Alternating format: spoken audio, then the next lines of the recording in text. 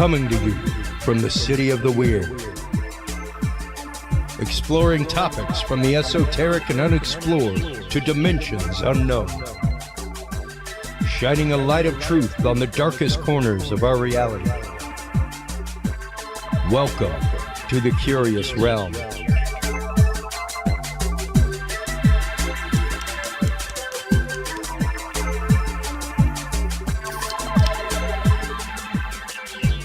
Unmute that microphone.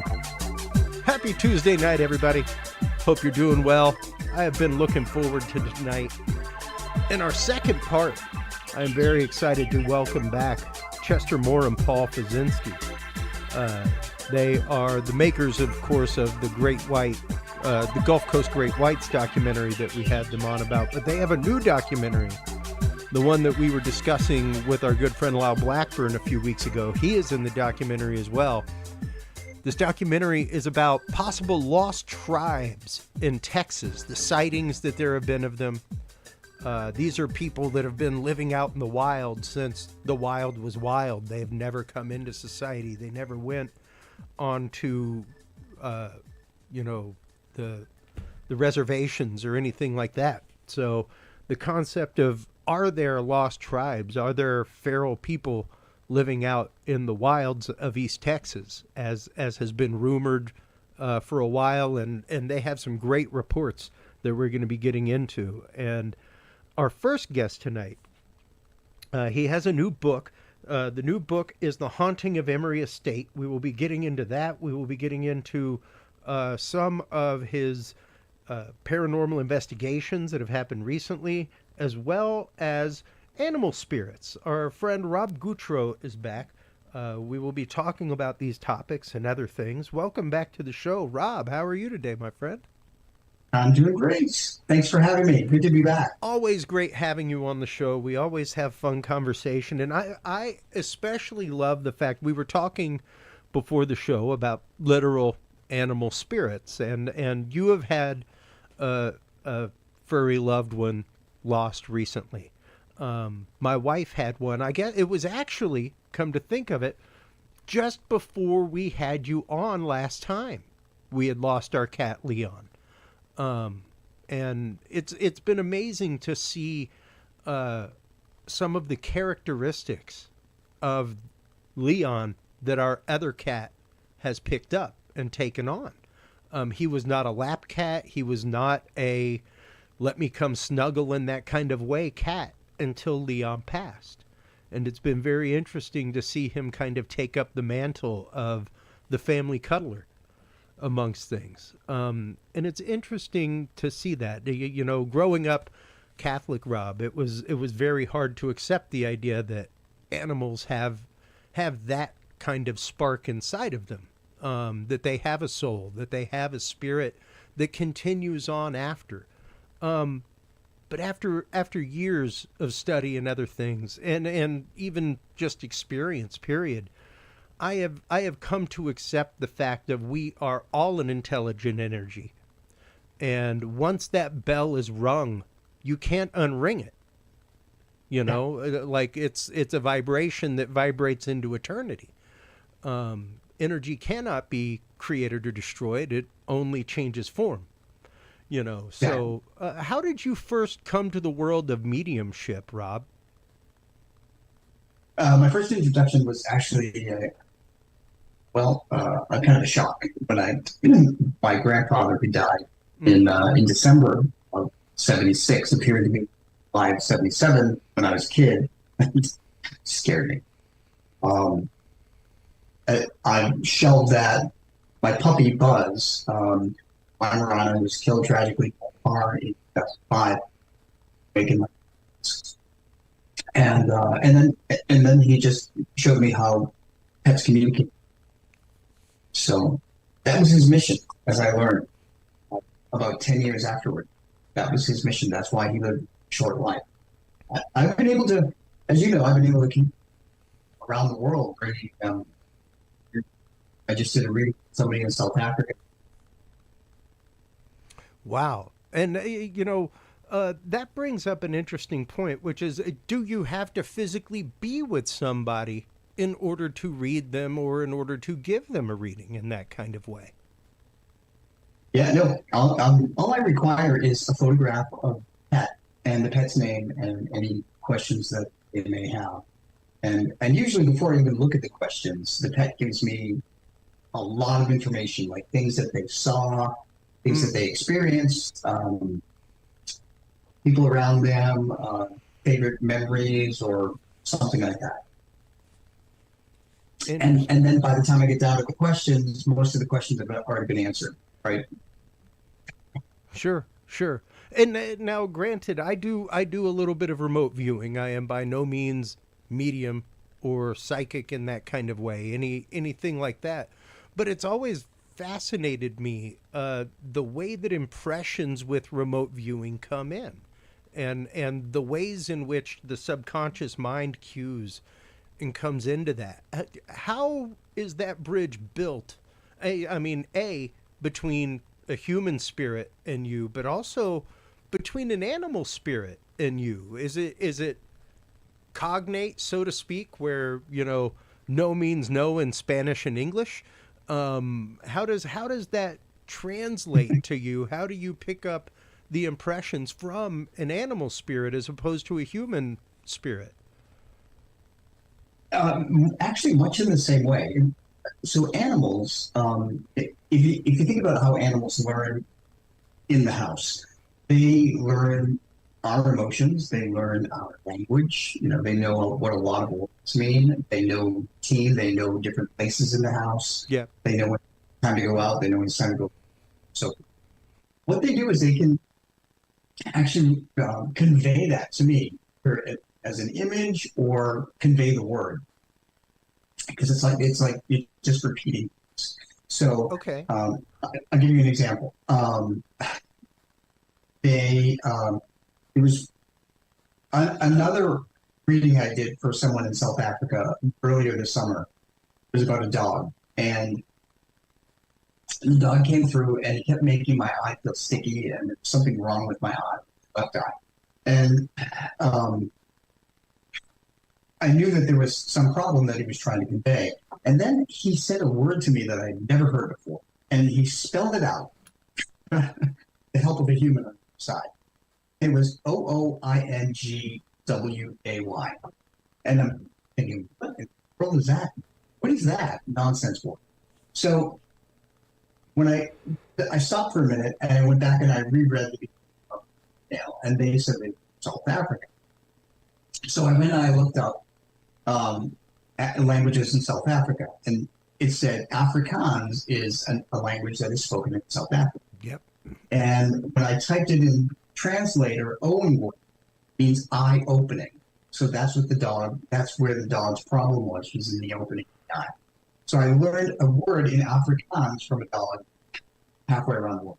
Interesting. And like you said, the dog actively spelled out the word for you. So the idea that, once again, they know our language, and that's something that, there's two sides of that have fascinated me. Number one was spending time abroad in my late teens, for a whole semester, taking Italian and finding out that animals make different sounds in other languages. Now, like, I had taken Spanish before, things like that, but we'd never really learned, like, oof for a dog, things like that. So the idea that the sound of an animal is not a cognate across the globe. It's not a word or a sound or an utterance. That the moo of a cow is not a moo in Chinese. It's not a moo in Italian. That cows say something else to them. So there's that, but also the fact of, it doesn't really matter the language. Animals understand it. And that to me is even more fascinating. Go ahead, please. Yeah, no, they convey a lot of things through emotion. That's a lot of the way that I receive messaging. Okay. And how do you kind of, what is your process of decoding that emotion into, I guess, human language, into understanding something else? Well, they see the same emotions that we really, that's what I like. I had some cats that have kept telling me that they hate the cat carrier, they hated sure that. And one of the pet parents that I sent this to said, "Yeah, we knew it was an anxiety, but we hated it that much, but they did. They love certain different types of routines and so forth. So I can feel when I'm talking to the pet telepathically, and they're conveying these things, they're also sharing their emotions. Those are energy. Okay. And is this something that you can do with living animals as well as those that have passed? Only my dogs. So no. So that to me that would be an animal. Okay. I'm only a pet medium, so I can only connect with pets that pass. Okay. And let's follow that rabbit hole. No pun intended. Um, but with that in mind, are there other animals, other pets? Is it just higher order pets, cats, dogs, horses, things like that, or it can?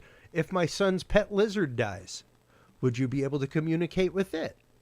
Is I there have is there a limit occasionally, range wise? yeah. So yeah, I've done cats, dogs, horses, rabbits, ferrets, Okay. rats, gerbils. They can all convey something. Okay. Um, you know, the smaller they are, the less they can see or process. Yeah, yeah. I was going to say, especially in that higher order kind of way.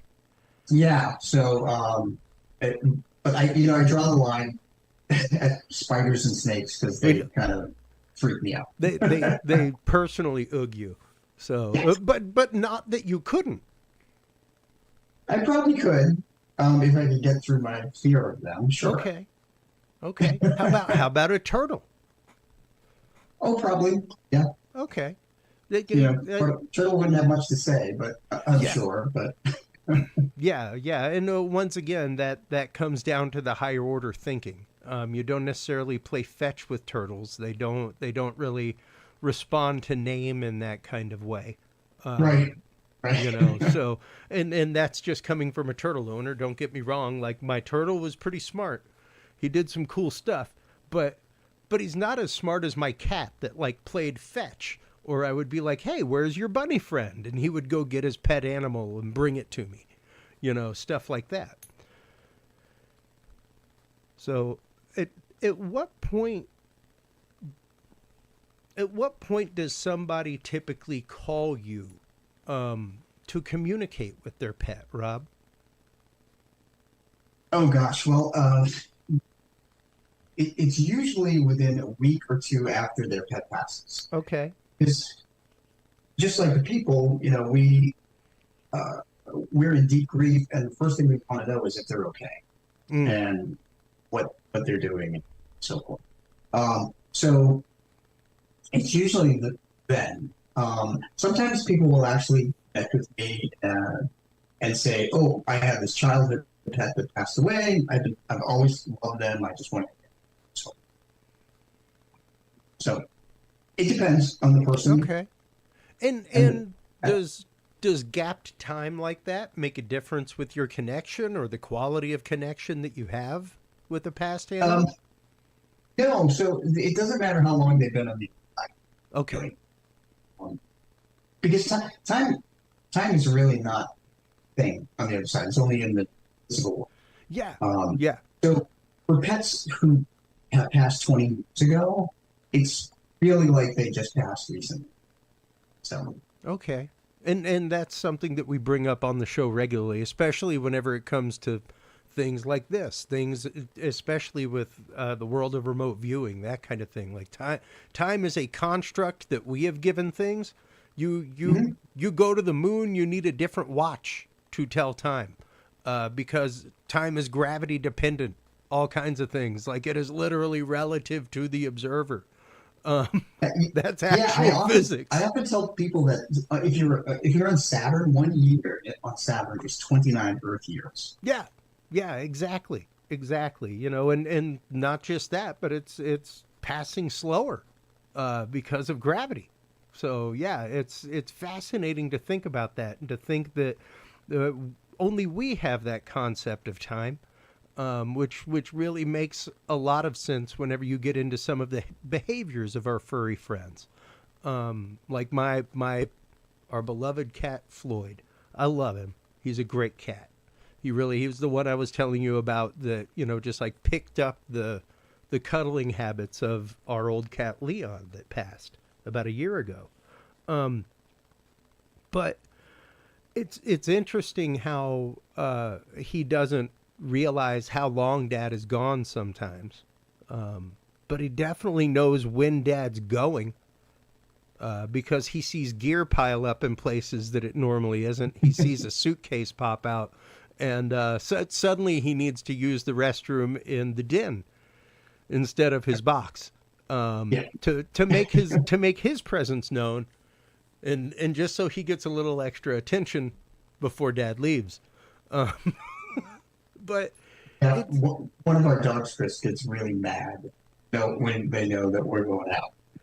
He's Yeah. really angry. yeah, yeah, and that's just it. Like the Leon used to literally come and lay in my suitcase while I would prep things. Like he knew what was going on, and it's interesting to see that. But it's also good to know that because they don't have that passage of time the same way we do, it doesn't mentally affect them heartache wise in the same kind of way.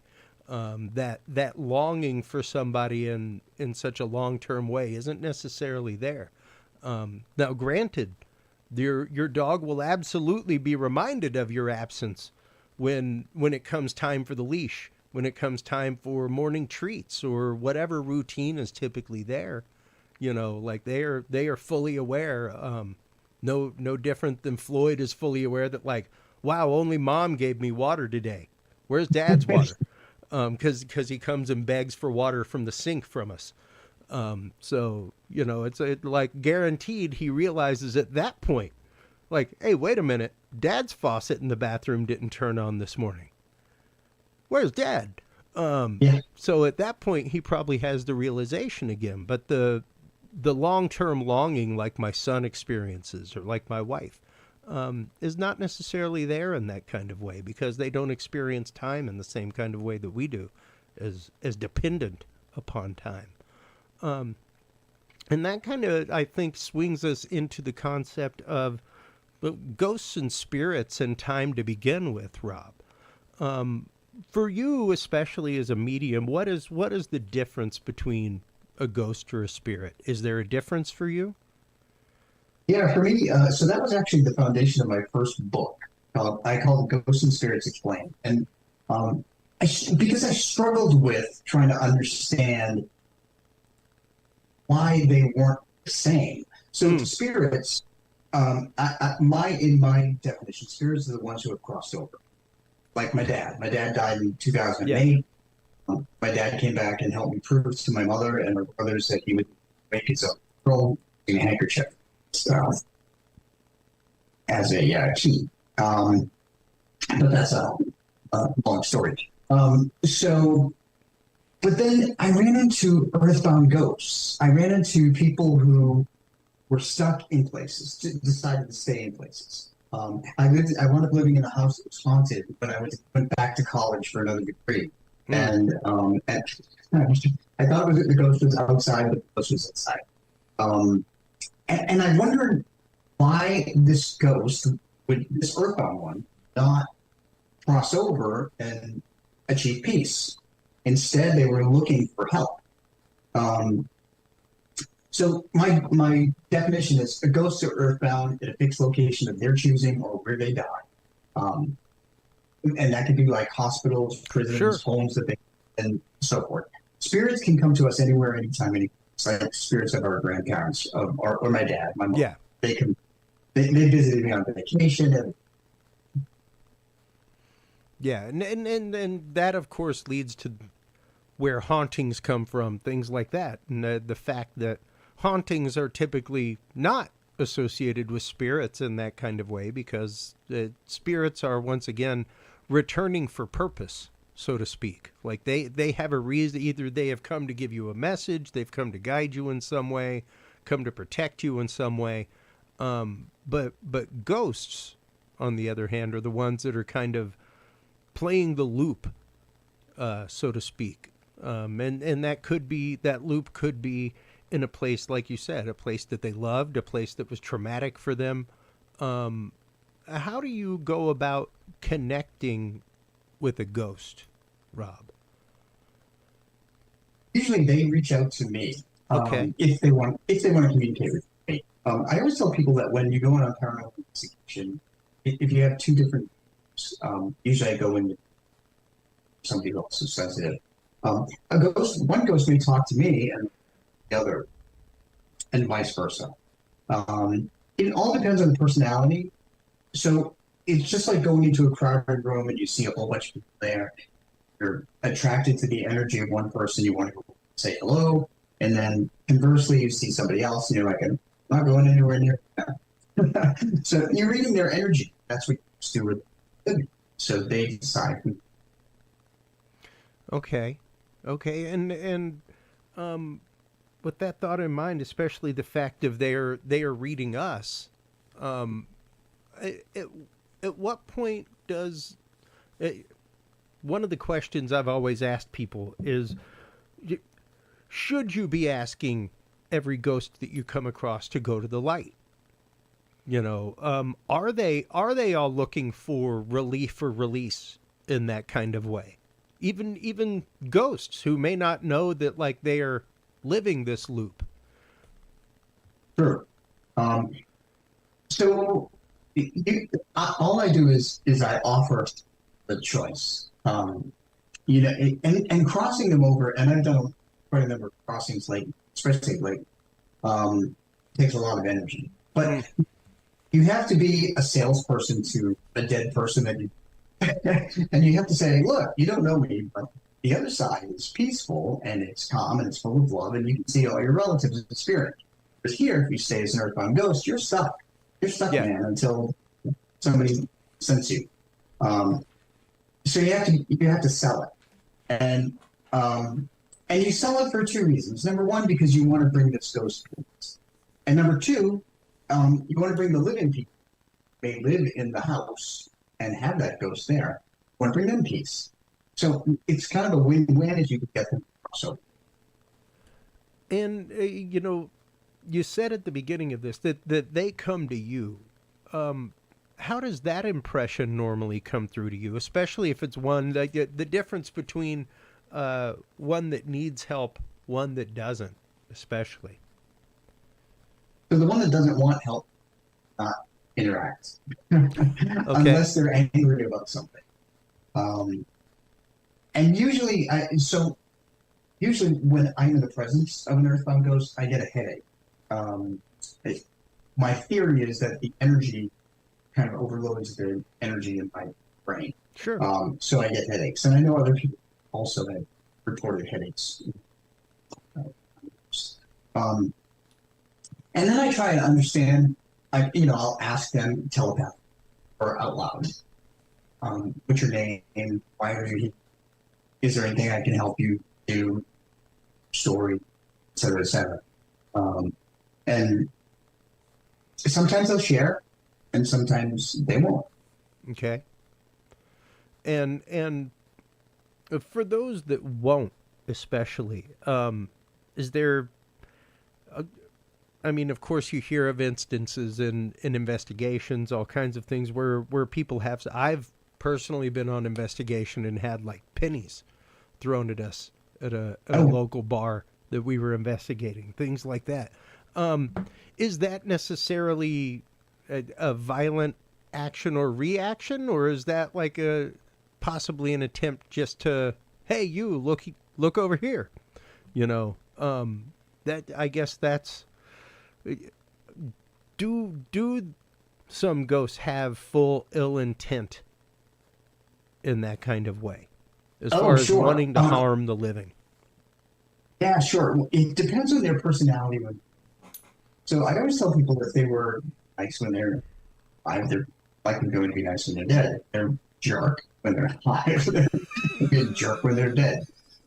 Because when they become a ghost, they just stay earthbound. They don't learn anything when they transition to an earthbound ghost. Only when they transition to spirit do they have an awakening that their behavior on earth was bad, and then they try to amend it.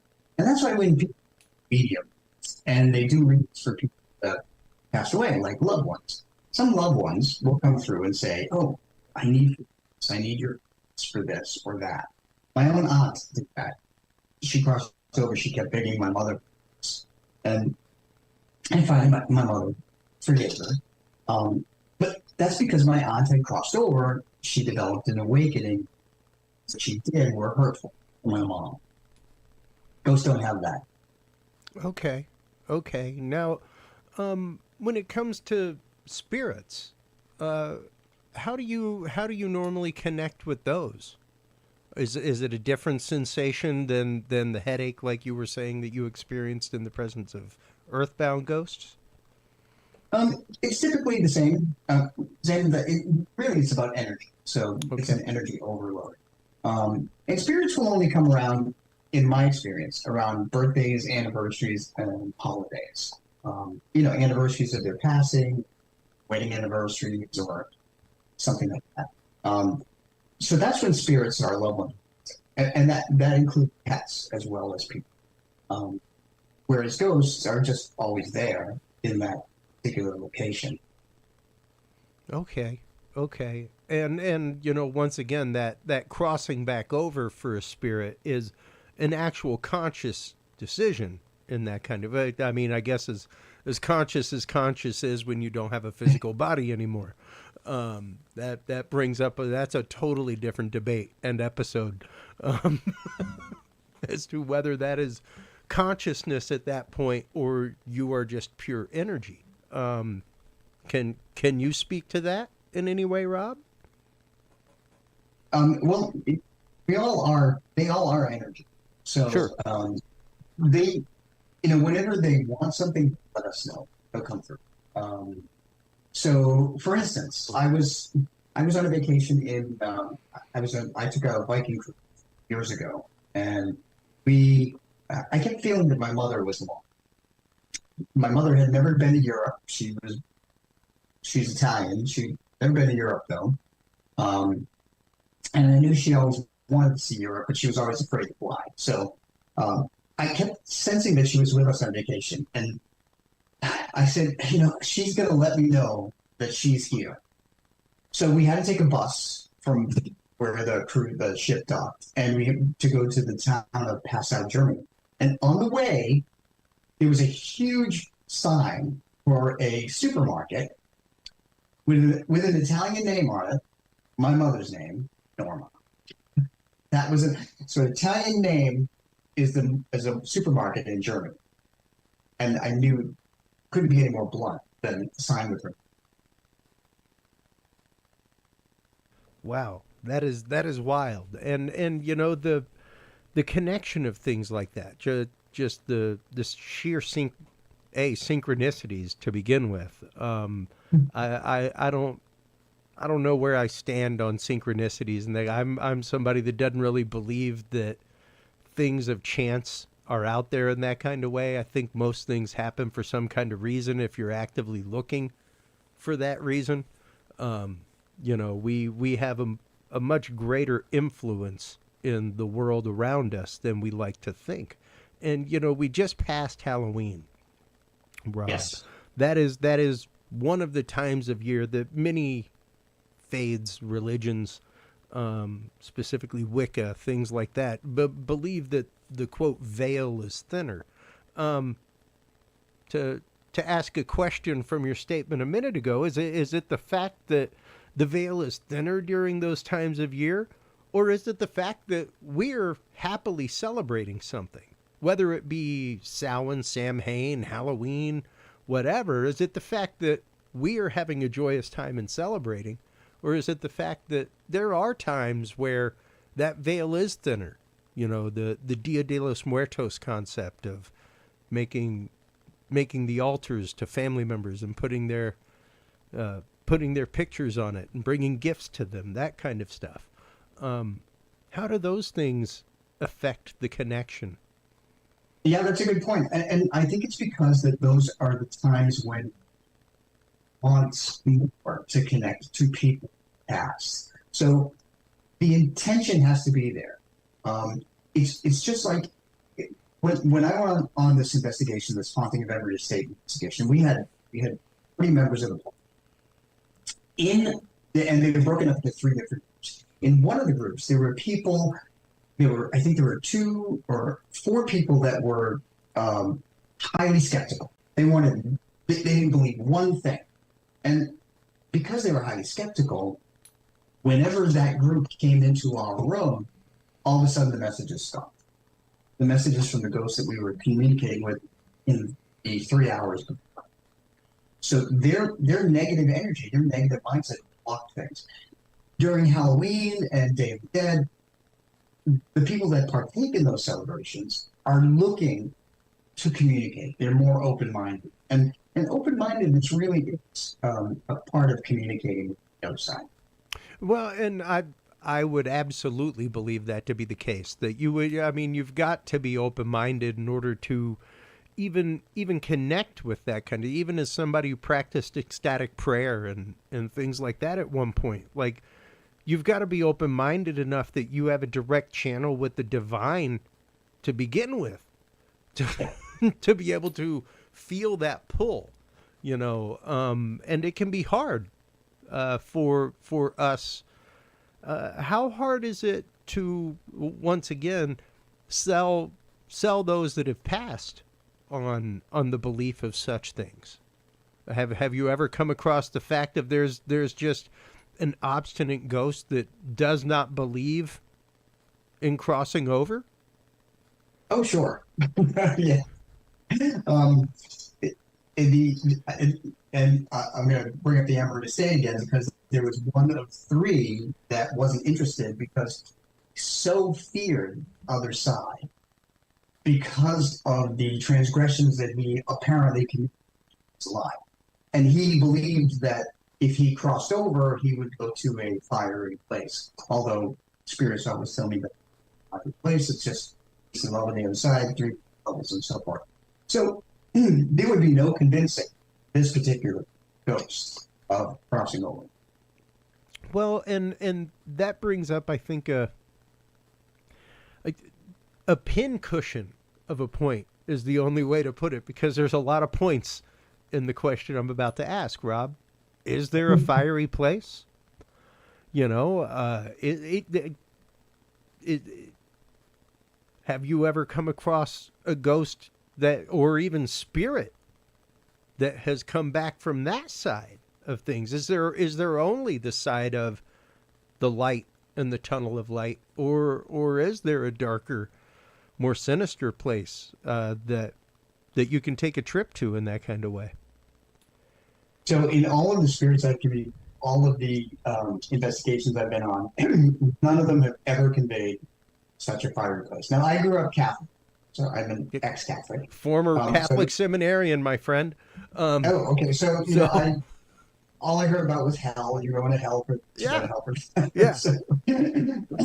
And so, in my opinion, hell is really being trapped as an earthbound ghost because you can't communicate with anyone. Yeah.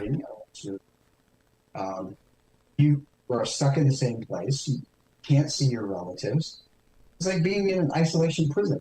So to me, that's hell for eternity. Yeah.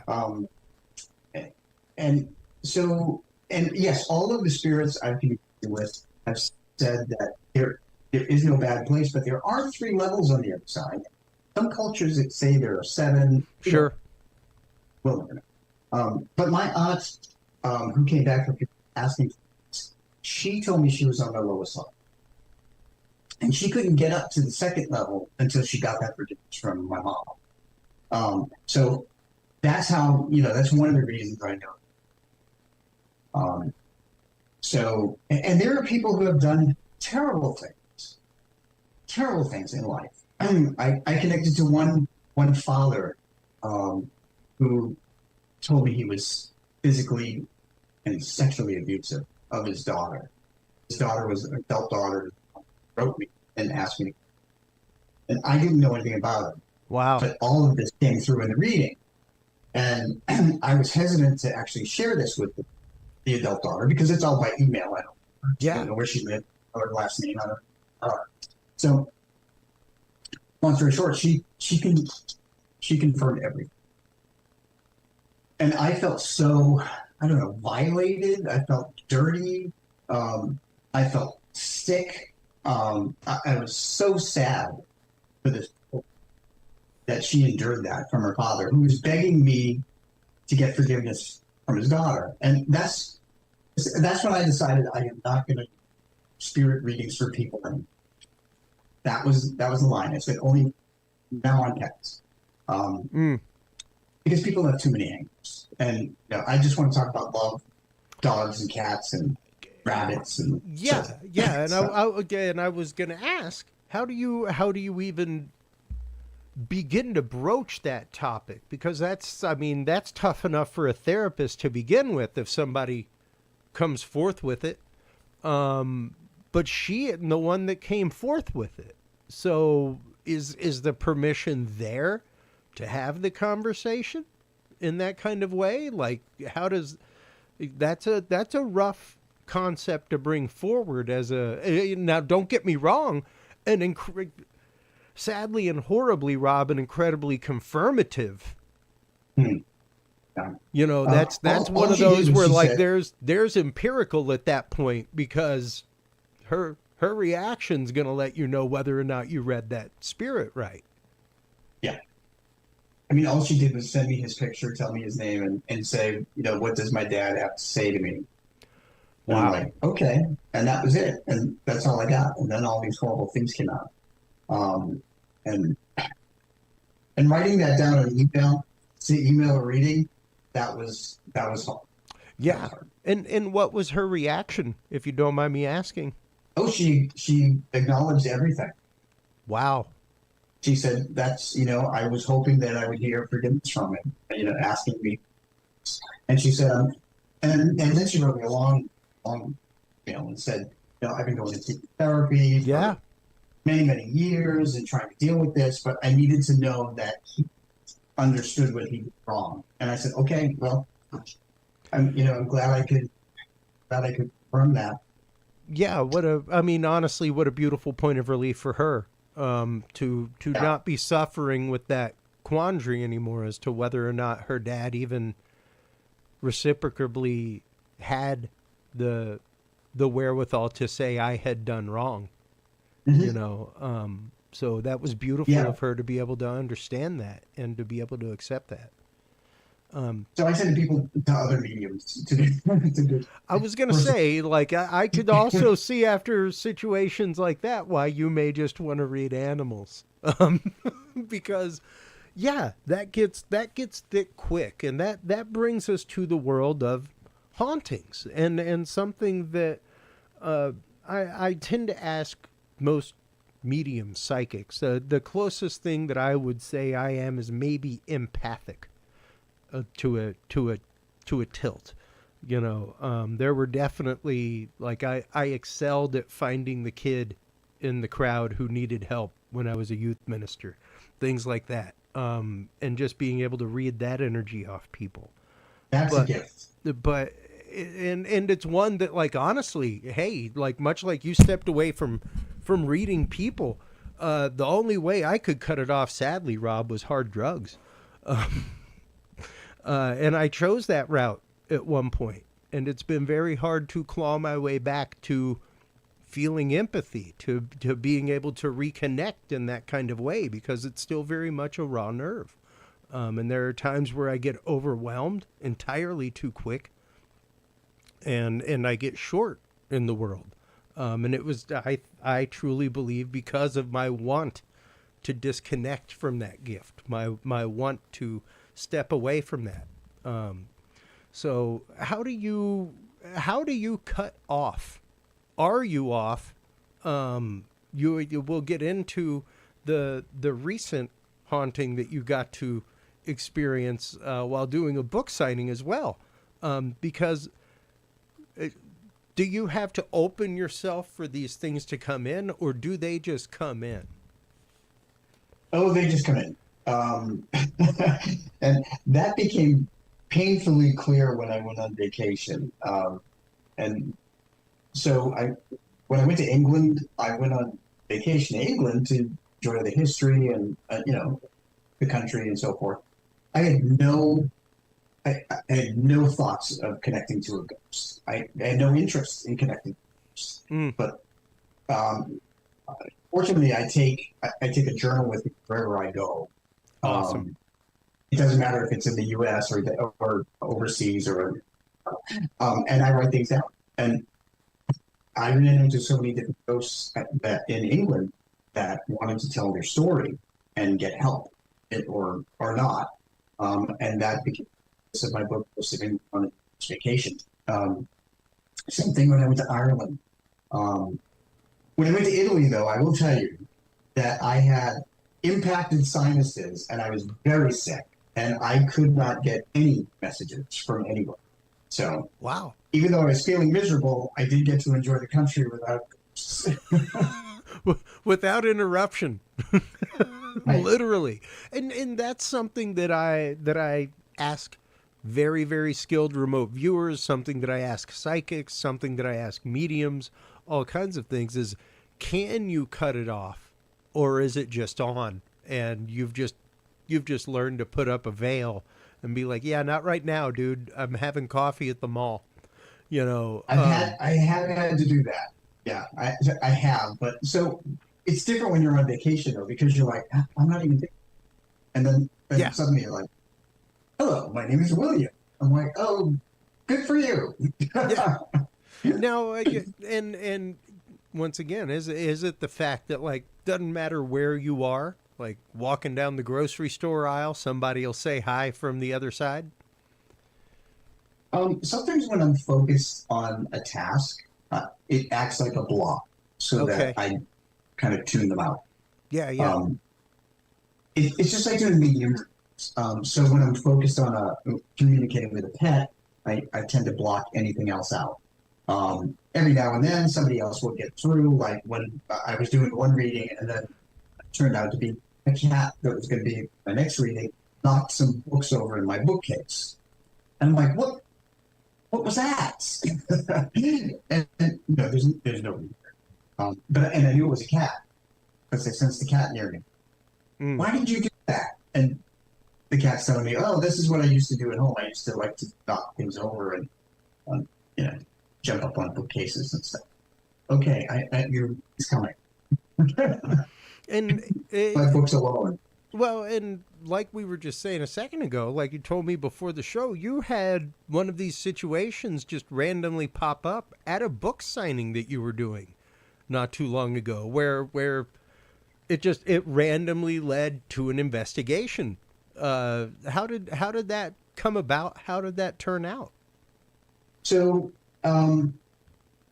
the thing was so we went to a book signing for The Haunting of Emery State, and it was actually it was pre-planned to do an investigation because the woman that manages the Hunt Memorial Library in Ashford, New Hampshire, is somewhat sensitive and she's somewhat empathic, and she said that she's sure that there are ghosts there.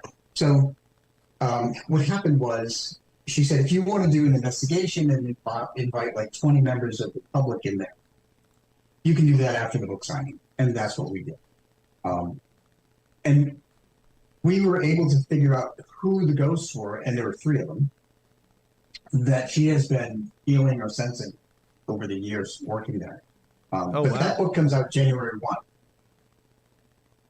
epic, epic, and once again, you are more than prolific with the writing. You have numerous books on all of these topics. I have 13. Wow, wow, and with that in mind, Rob, how do you go about? A, have you started passing this information on to other people? Have you taken anybody under your wing? Found another medium that is on the same path as you, as far as listening more to pets than people, that kind of stuff?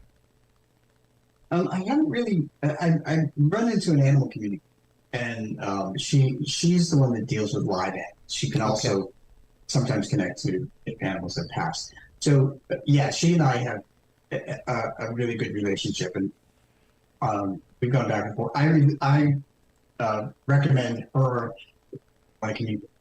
That's like find out why they're showing attitude, not eating, engaging with another. So yeah, but the reason I wrote the books was so that people don't need me. All you need to do is read the books, and they will teach you all the different signs to look. How pets can manipulate electricity, how they lead you to another pet that looks like them, how you may see your shadow, how you may feel them nuzzle you on the leg under the Mm. table at dinner time, how you may feel a cat walk across the end of your bed or against your head. Um, so all of these different things, and they can manipulate electricity too. In one particular story, a dog passed, got the help of a human to help manipulate something on the internet so that their pet parent would see them whenever they happen to scroll on one particular thing. So it was just bizarre. Um, so anyway, so I do teach. I try to teach the world, really, so that people who read these books can teach others. So they don't need a medium. They really don't. Well, and that brings up, I think, a very important question, Rob. A lot of this show, there's a lot of shows out there that rabbit hole on these topics that will advise all kinds of things. I am of the mind that we need to filter the water next to all the rabbit holes in the pond so that we can all drink from the water again. Because the well is pretty nasty in most of these communities. And when you come to especially the world of psychic and mediumship, man, since the days of Madame Blavatsky, there have been people like Harry Houdini out there debunking spiritualists and people who say they connect with the other side. All kinds of things, Rob. How do you caveat this topic for people? How do you help educate people to how to choose a good ethical medium? Because there are so many out there that are not ethical in many of these communities. I mean, even in tarot card reading, there are unethical people. So how do you advise people if they are going to go to a medium, somebody other than you? Even like you said, you have mediums that you recommend for person readings because you don't really do that anymore. How do you So I vet have those one, people? just one, Well, just one. but Um, but even so that, I would. I'm sure, is a very specialized vetting process as far as what you're looking for. Um, so this particular medium, her name is Ruth Larkin. She's the big time in Boston, and so she's a personal friend of mine. And she Okay. and I have been to different places. We've encountered the same ghosts, learned things for each other. She's extremely sensitive to children, lost children, um, and she actually was rated one of the top 100 medium psychics in the U.S. in a book. But she's been a personal friend of mine for 20 years, and she's the only one I recommend here. So, I mean, I know there are a lot of other really talented mediums out there, but I need to be able to work with them Sure. uh, Sure. in order to recommend somebody. Right? Yeah. I'm not going to just recommend somebody because I know them and I like them. It's important for me to have work. So, Well, and what are some of the red flags that people should be looking for as they contact a medium? What are some of the things that even for you as a sensitive and a medium in that kind of way, what are the red flags for you that are more like flares when they pop up? oh gosh, I don't know when they start asking too many personal questions, Okay. like um, where, what city do you live in? Anything specific. So when I do readings, I ask people if they live in the U.S. or not. That's it. Because sometimes pets will come through with different languages. Another one Sure. just gave me Russian. That was 2 weeks ago. And I had to look. But when they start asking too many personal details, too many. There are too many people out there that will try to take it to others in their grief, which is just a horrible thing. And they'll, somebody said to me, I'm a skeptic, and I think that you're going to go on the internet and find a Facebook page. And I'm like, I don't do that. I don't want to know your last name. I don't want to know where you're. I don't want to know anything about you. All I want to know is your first name and your dog's name and questions you have. So when they start asking too many details before they do, that's a big. Yeah, and that's just it. And a lot of that comes from people love to talk. So yeah, you may think that you're just answering a simple question, but unless you're just answering it as a yes or like Houston, and that's it. Yeah, somebody could draw all kinds of information out of an elongated answer, or out of even a series of answers back to back. That's literally some of how cold reading, things like that are done. Is It's the same way when I go to get like Emory Estate or the Linville Manor book I just put out last month. I don't want to know anything about it. It's the same thing. Good people who are legitimate don't want any information to influence their reading. So when I went to Linville Manor, I knew nothing about it. And then I reconnected with about 10 ghosts. And then we found out that these ghosts all either live there, work there, or something else. Same thing with Emory Estate. I didn't know anything about Emory Estate. I had never even heard of it, as a matter of fact. And I grew up in the town next to it. Oh wow! Believe it or not. But I didn't know anything about it. I didn't want to. And then it turned out that one of the ghosts, the one with the nasty attitude, is one of the people that actually lived there. Wow. So, yeah. Now, we've got you for about another 5 minutes or so, Okay. Rob. Oh. What has been for you I guess the most personal? You of course had the reading from the lady and her father, but what's been the most personal and poignant experience you have had reading animal spirits? Getting messages from my own dogs. Oh wow! I have 5 dogs in spirit, and as we talked about before the show, my dog Tyler just passed away on July 29th. And it's hard. It's really hard. We found out he had cancer on July 25th, and then 4 days later, it's gone. Wow. He lost all function of his body, and it was total shock. But when he started to come through, I was sorry.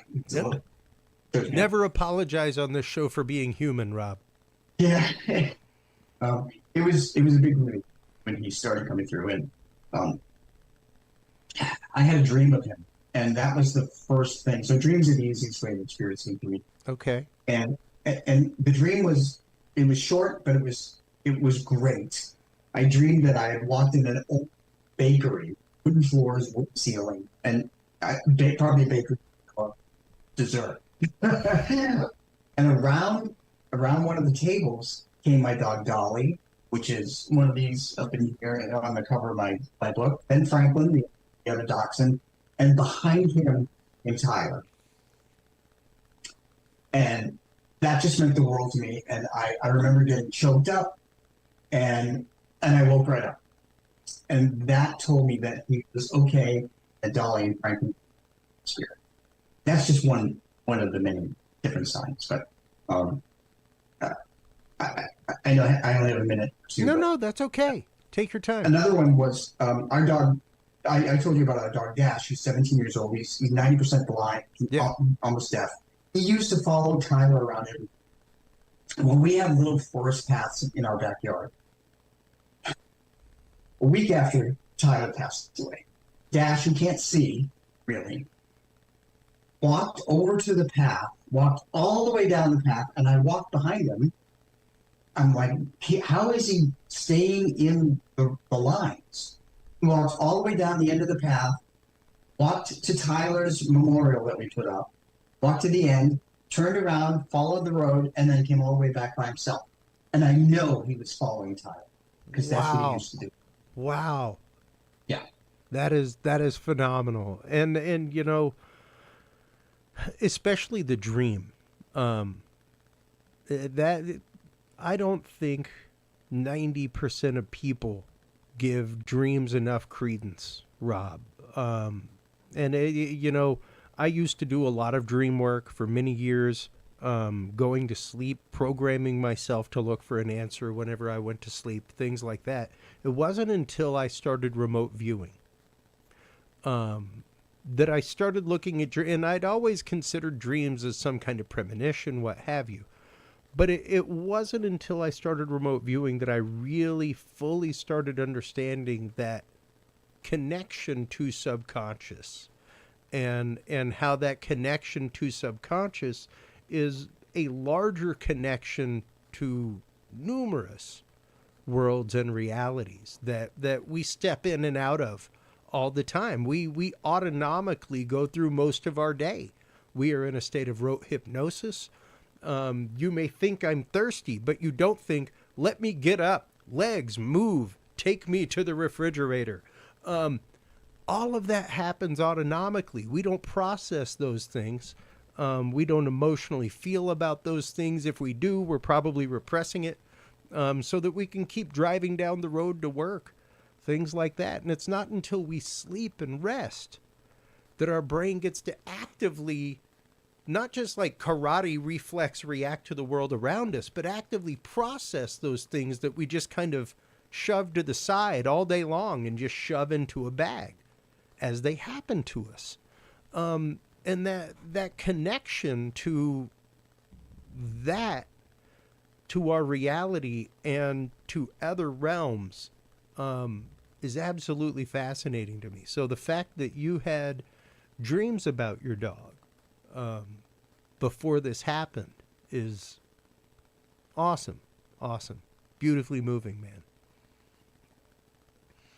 So before we let you go, what message would you have for anybody out there that is looking to connect with their past animal, with their past fur baby? I should actually just say relocated fur baby. It's not past. They're still in the present, still in what we know as the present and consider the present, because they're ever present. They're always around us. They're always with us. So what advice would you give to somebody who is out there looking for that connection? Trust your feelings. Look around. Get very aware around birthdays, anniversaries, and holidays. I mean, so many different.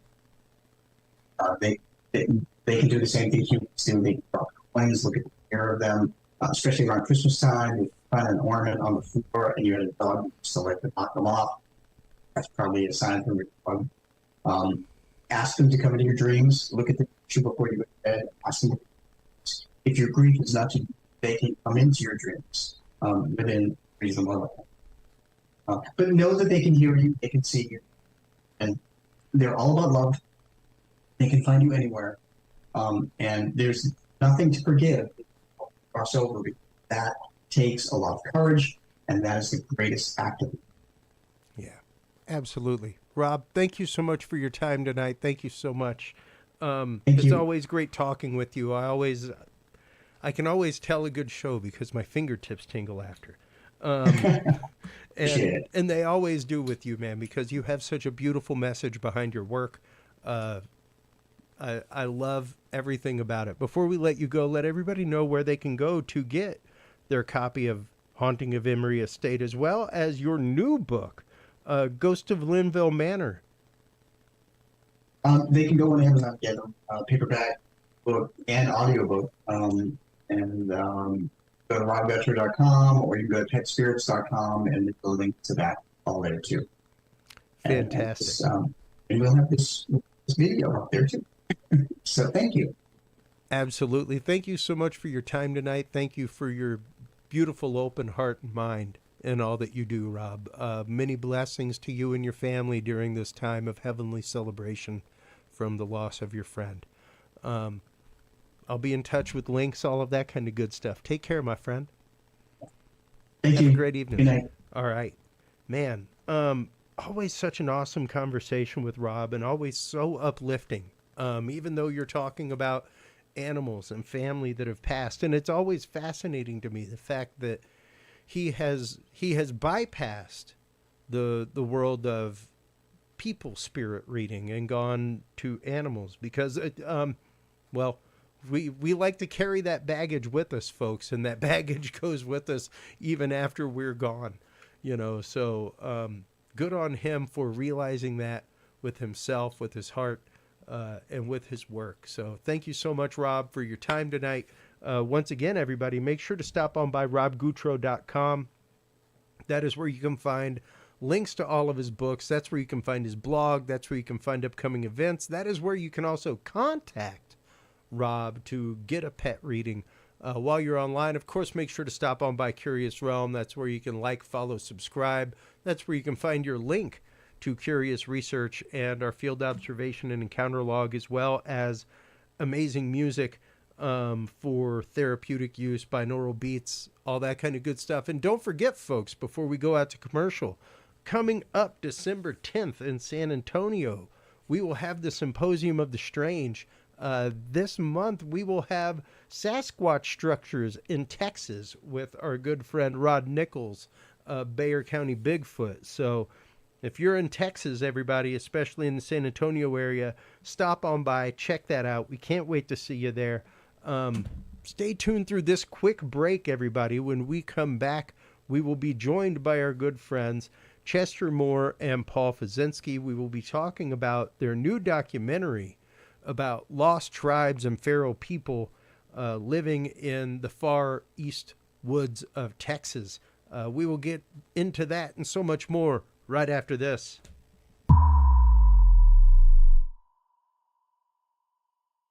The key to good science is good research. At the heart of good research is a good data set.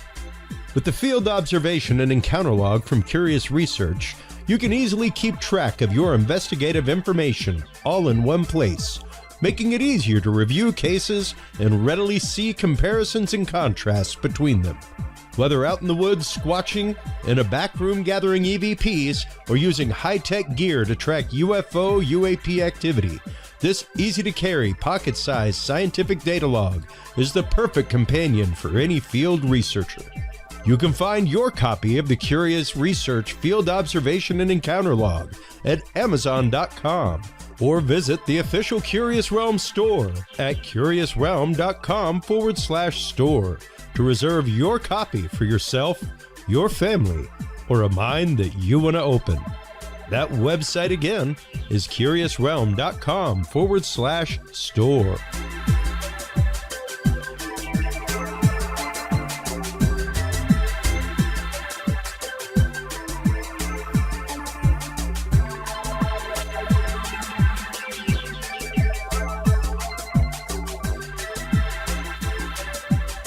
Well, hello, everybody, and welcome back from that quick break. Thank you so much for staying tuned through that. Also, thank you so much to our sponsors, especially True Hemp Science. If you're a user of CBD products like I am, stop on by truehempscience.com today.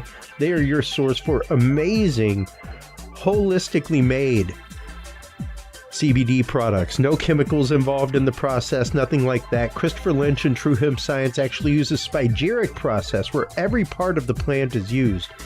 Hemp seeds, buds, stems, roots, leaves, all of it is used, reused, combusted, and reused over and over again until nothing remains except for an amazing spagyrically made product full of terpenes and other amazing compounds that do your body good. Stop on by, check them out. I have used True Hemp Science for the last 5 years of my life. They are great. They work amazing for my hands, things like that. Stop on by. TrueHemScience.com is the website that you want to go to. Curious7 is the code that you want to use to save 7% off your entire cart of $50 or more and get two free edibles as well. Our guests in this segment, I am so excited for this, our good friend Chester Moore and his filmmaking cohort, Paul Fuzinski, are back. And if you remember, probably about a month or so ago, we had Lyle Blackburn on talking about feral humans, specifically lost tribes here in Texas. And the documentary that he mentioned that he was making with Chester Moore has been released, and it is out right now on YouTube, folks. It is great. Jump off the Here's a little bit of that page in that case. So that kind of led me further down to think, okay, maybe there's more to this. A woman from Saratoga told Rob Riggs that some male members of her family had gone hunting somewhere along the Little Pine Island Bayou. They had just come around a bend in the stream when they were stunned to see a, quote, large, almost naked Indian in a rough-hewn dugout boat. And this is what fascinates me, is the idea that there may be remnant societies still out in the wilds of Texas and beyond. Guys, welcome back to the show. How have y'all been doing? We're doing good, man. It's been a wild ride, all of us putting this together. And, the actual expedition part of that was back in March. Yeah. But there's been a lot going on, and there's some new developments, and it's just excited to have it out and getting a lot of good response from the public. I am very glad to hear about the response, because it is one of those, especially here in Texas. As you know, you just came back from Texas Bigfoot and things like that, Texas Bigfoot Conference. We have all kinds of Bigfoot sightings in Texas, things like that. But the idea of a lost tribe of feral humans living in the woods of Texas is pretty wild. How did you first come across this story, Chester?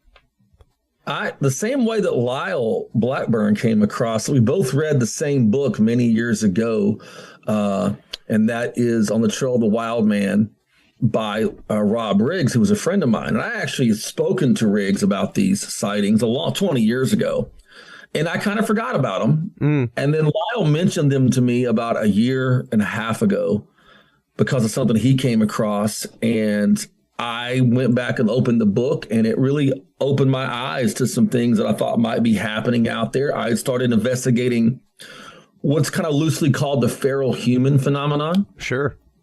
And to me, it made more sense that if there are people living in a primitive way that's even more primitive than we might think is possible, it's not some ginger kid from the farm that got thrown out and started a civilization. Maybe it's people who always lived wild, but somehow someone tapped into how to go even into more of a primitive state and remain hidden.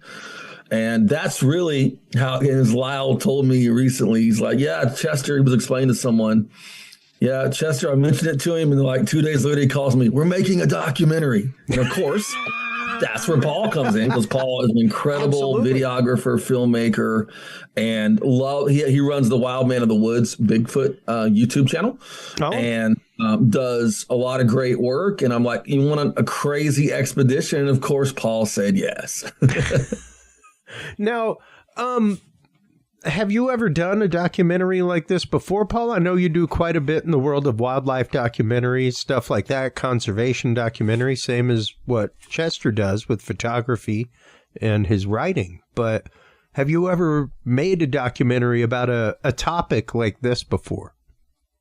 I've made a couple of Bigfoot documentaries, as Chester said, with the Wild Man of the Woods stuff, but those are just kind of like interview driven, hearing people's encounters and cool stuff like that. But then when it came to this feral human stuff, it's like quasi in that world of the quasi paranormal, but it's not, because it's humans. Yeah. You know what I mean? Like within this topic, this could be some supernatural thing. It's just like, these could be people living out in the woods. And frankly, that's a little more scary because, as in true Chester fashion, you know, every time I'm with him, he's like dragging me into dangerous stuff. There's grizzly bears, there's great white sharks, there's and you get into the feral human topic and they're like, oh yeah, all these reports are awesome, you should check them out. So I read the book and every report's like, yeah, they shot arrows at everyone and they tried to kill him. And I'm like, let's go look for it, I guess. That's just every time I go with Chester, it's always about putting your life on the line, I guess, for some creepy stuff. So I had a blast doing this and I really enjoyed it. It was definitely a trip into a different topic, and I had a lot more room to play with the, you know, the theme of the documentary. I could use a lot more of that like Native American style music and a lot more of that like down to earth, creepy Texas swamps. I didn't have to exaggerate anything. Sure. And do any crazy reenactment stuff because it was all stuff like we were in the swamps and it was dark and creepy like that. It didn't do anything to make them look like that. That's just what they look like. And it was an awesome experience. And, you know, I think we're going to do it again. That's you know, because we have another part of this we want to look into, which is, you know, Appalachia and the classic feral human stuff. We're already working an event in Tennessee with a friend, Randy Hutchings. And so we're going to slide over and do something with that. But even in Texas, since the documentary's come out, some things I can't talk about yet, but just to say this, there's more reports. Fascinating. And once again, the idea of this, you regularly on Dark Outdoors, Chester, one of the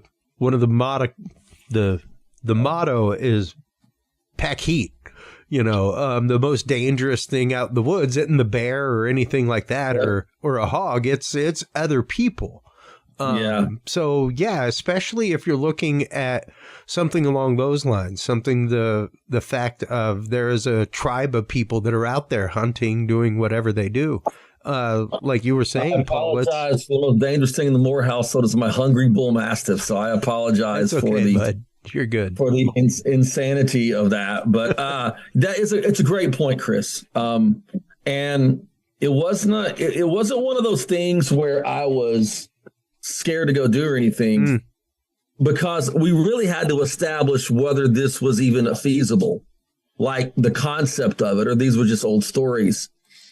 I definitely believe for sure that there were things going on out there related to some kind of primitive living people, at least up until the 80s, early 90s. I have reasons to believe now that it extended far beyond that and possibly today. And like I said, you have these stories of feral humans, right? You have these feral human stories. And you know, it's somebody gets kidnapped and they find some weird looking hillbillies in the woods. And, you know, there's this culture of people. And I think there probably is definitely something. Matter of fact, shameless capitalism plug, I have a new book out.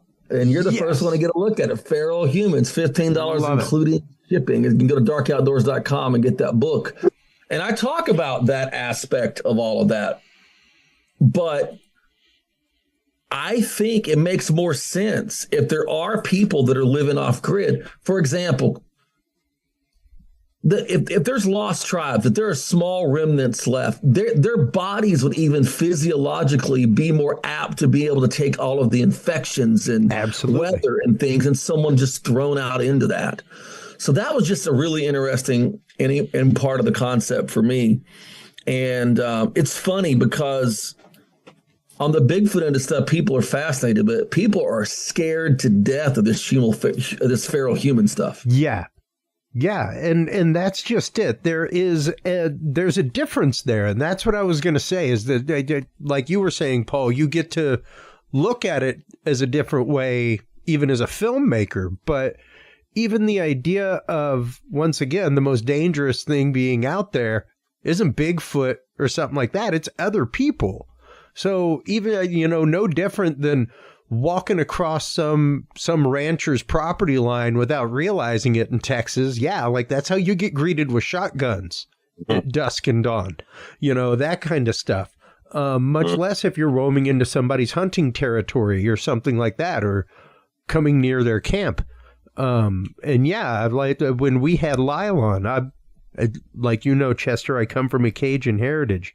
I have a few family members that could probably just skiff up the bayou, and you'd be lucky if you ever saw them again.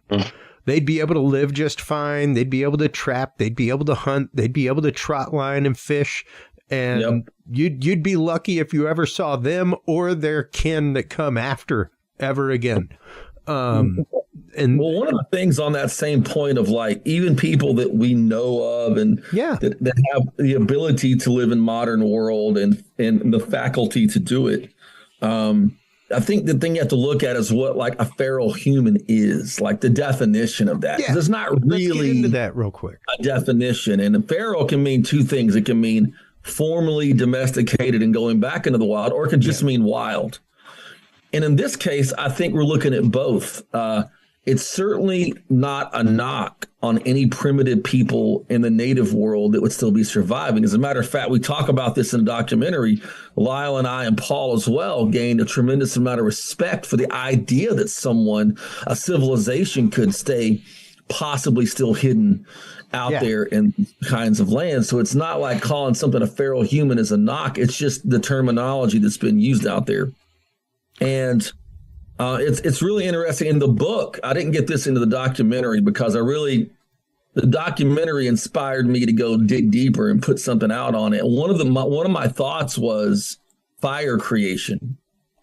Like that's typically a limiting factor in peoples. But there have actually on Earth right now, there are a couple of civilizations that they don't think use fire. And there have been people that have made it without using fire. And even in Maine, there was a guy. Made it years. So just some of those limiting factors, I think we had to kind of get over. And Paul, wouldn't you say that this was like kind of like an exploratory mission, really, to like see what did we think about this? Like no one in the world has ever went out and looked for this except us. And we wanted to go out and just see what we thought of the potential to be out there. And to me, that was a really exciting part of it. Yeah, and it's a different world when you're wandering out in the woods, because like with wildlife, they're fairly predictable. I mean, there's two outcomes. They're either going to attack you or they're going to run away. And most of the time they're going to run away. I mean, that's what wildlife do. They don't want to be near you. But with people, you don't know what they're going to do. They could act like they're your buddy and then come up and try and rob you or something. And when you're in the middle of the woods and you don't have, any safety ties out there, that's the creepy part. So, I mean, and it's really fun to go out and investigate like this you watch the TV shows and everybody goes out with nights and thermal cameras and night vision stuff. And it's cool to watch on TV, but when you're the one there doing it, it's a much different story than seeing it on TV. Cause, weird stuff happens out in the woods and, most of the time it's probably just animals or whatever, but gets your heart racing. You can't see. We're a species that relies heavily on our sight for how we interact with that world. And not being able to see out there in the dark, even with a thermal or something, it's very disorienting and it's very creepy, and it's kind of a fun thrill, if you will, for us people who are into this kind of stuff. Yeah, most definitely. And once again, gets you out into because you guys are both used to tracking, videotaping, photographing wildlife, all kinds of things, but when you're hunting the wiliest of game, man, things get a little different, you can be a little more on point because it as opposed to an animal, like you were saying, Paul, that you can get very used to its habits. You can figure out how to circumvent it. You can figure out how to go around it without it realizing all kinds of things. Trying to do that for a person is totally different. Mm-hmm. I mean, humans are really, tuned into stuff too, because, we're constantly surrounded. I get freaked out when I can't find my ear pods or whatever, and I can't listen to my audiobook or whatever I'm doing. But when you're outside and you spend, even a couple of days in the outdoors without electronics or something, it's a different plane. And if that's all it would be pretty, I think it'd be pretty easy to hide because like even, you know, like we have wireless chargers for our cell phones now and things like that. Yeah. And if you listen close, you can hear these hums and these crackles and these buzzes and all this technology. When you're out in the woods, I would imagine you'd be able to hear stuff like trail cams clicking and humming and buzzing with their battery power and stuff, and the signal they're putting off to the Wi-Fi up into satellites with their SIM cards and all this stuff. Like, I don't think it's that big of a stretch because animals can hear it. Yeah. And if, you know, you're not like one of us who's got tinnitus from listening to, you know, AC/DC at full volume for 30 years, you know, you could probably hear a lot better. And, you know, I don't think it's out of the realm of possibility for there to be people still living out there. Now, do I think it's common? No, there might be a couple, there might be a very, very small few, but you know, sometimes I think we all have that, idea that, you know, paying taxes isn't the most awesome thing in the world. Right. And we'd like to go out and hide in the woods too for a while. But I think it's illegal. Well, what made it most interesting to me in that realm was what brought it up to modernity was when I first started the dark outdoors, the concept of dark outdoors was around 4 years ago. And I reached out to a friend of mine who was in law enforcement in a very rural area. And I said, hey, man, you got to have some crazy running into meth head stories or something. And he told me 2 stories. One, I cannot tell because it's just too dangerous for me to tell. It's one of those, oh, you shouldn't have told me that deals. You know, I'm not going to talk on the air about that one. And the other one was about a wild man. Now, when he said wild man, I thought Bigfoot. Sure. And I'm like, another Bigfoot story, whatever. But then he started telling me the story, and it was interesting, but I didn't have anything to use it for at the time. But when Lyle brought this up to me, and I'm looking at Rob Riggs' book, went, oh, that story, because it was in the exact area that most of the reports came from. And that really took it to a new level for us because it brings it up to 2020. Now, the report that he had was not necessarily a primitive looking native person. They didn't get that close of a look. But as you'll see in the documentary, we have him blacked out. By the way, he said, I'll speak with, you know, fully on camera. Yeah. He's no longer in law enforcement. He got a much cushier gig now. But I was like, no, we're going to protect the identity. So that's probably a good idea, you know, but it was a legitimate thing. And, you know, Paul recorded it and masked it out. And that was interesting to me because what he described, as we talk about in the documentary, that whole thing to me was, I don't know if Paul, if we'd have really had a compelling documentary without that. Yeah, that was weird because, I mean, you told me we were going to interview someone about this, but I was just kind of like, you know, I hadn't read the Rob Riggs book yet, and you and Lyle had just been like talking about like this feral human thing. And for me, I'm just like, whatever, I'm going to go here and film this documentary, another wild ride with Chester. Right. But then he came into the place we recorded, and I'm just like hearing this in real time. I'm like, what the heck, dude? Like, this is crazy. And this is like, you know, a pretty like stand-up guy. You know, he's a very intelligent dude. It's not just some random guy that we pulled in off the street. He's someone Chester knows, and you know, I've met him, and you know, it was just wild to hear that story in person, and then, you know, to do the recreations and all that stuff was fun too.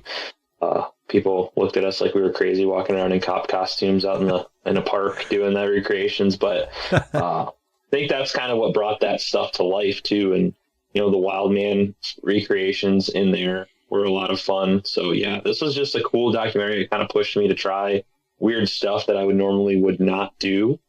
Yeah, it's just out there.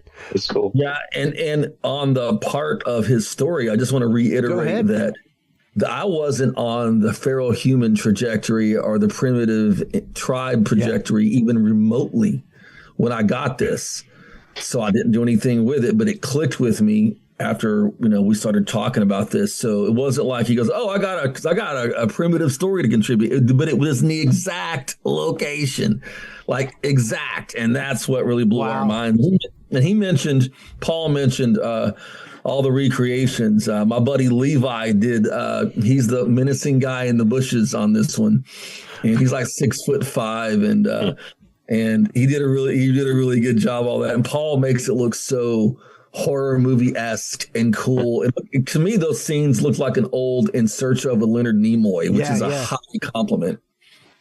Well, and when we had Lyle on talking about this before its release, we got into some of the stories of feral people that have been found, like just in our lifetimes. The Romanian child, all kinds of things. There have been numerous, quote, feral people who have been found over the years. But it's a little different when you're talking about this, when you're talking about a possible tribe of people that has purposefully not integrated, as Lyle says in the documentary, didn't really go down the route to the Trail of Tears, things like that, and end up on a reservation. As so. And on that note, and one of the comments I got from someone watching the video, and I'm not going to try to pronounce their people group because I am a regular just guy from Southeast Texas who can't pronounce his own name half the time. But they are a native people, and they told me that in their traditions that there were people that broke off the Trail of Tears, rogues sort of, and kind of went underground. There are traditions of that. So that, and I'm not a native culture expert here, but what I am an expert on is wild places and wild ground. And that really was part of all of this. I mean, everything that Paul does with his documentaries, if you look close enough, you're going to see a message of like, let's keep wild places wild. Let's do this. And this really took the concept of development and progress, so to speak, to a new playing field here in the United States. Now, we can't prove anything. We're not out there, trying to get contact if they're still out there. We were looking. But if you think about this, it's one thing to say that there is a species that might go extinct. Another thing to think about that you're encircling maybe the last part of a primitive people. And in our area, it's interesting because the area that we were in was mainly around the Old and Lost River. Mm-hmm. And along Trinity Bay, Trinity River area. Yeah. And it was the Attakapas and the Karankawa where it's kind of where their ranges met up. Yeah. It was like the extreme eastern side of one and western of the other. And they have cannibal traditions in both. And it's just kind of a mysterious group of people because both just disappeared, Yep. And I know there are people that I've seen since we did the documentary now that say they have that lineage somehow and on both sides, and maybe they do. I don't know. I haven't really investigated that. But ours wasn't about – this documentary is not about whether it's a native culture. I mentioned, could it be some kind of strange survivalist group or people who wanted to go back into nature? What it is about is, could our wild lands in America – house humanity that have completely cracked the code of the system? Yeah. Really, that in my mind, that's what it's about. Yeah, no, exactly. And one of the things that we got into with Lyle for a little while that I've been fascinated with since it came out a few years ago was the Wolfman that was spotted in the Harz Mountains of Germany. This guy who very much looks Neanderthal, almost caveman-esque with his large staff. But this was an actual picture taken on a riverbank in the Harz Mountains of Germany. And yeah, it brings about the question, like we say so many times, Chester, when it comes to Bigfoot or any animal, does it have the area to range? Does it have available water supply that it needs for its body size and the type of animal it is? And does it have food that it can either graze on or chase and eat? you know, if it's herbivorous or omnivorous or what have you. So as long as those things exist, then shelter can be made. Fire can be made, you know? So yeah, I mean, to me, it's not rocket math to think that there may be small pockets all over the country, all over numerous countries. Well, what was interesting, I'm going to take this off the wall here. This is the original artwork. You'll see this artwork in the documentary there.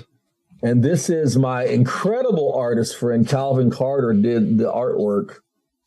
And this is one of the stories from Rob Riggs' book. And it's the one that made me think there was something to it. Yeah. It's a lineman who had these native men come out and scowl at him and look at him as he's up the pole down in that Old and Lost River area.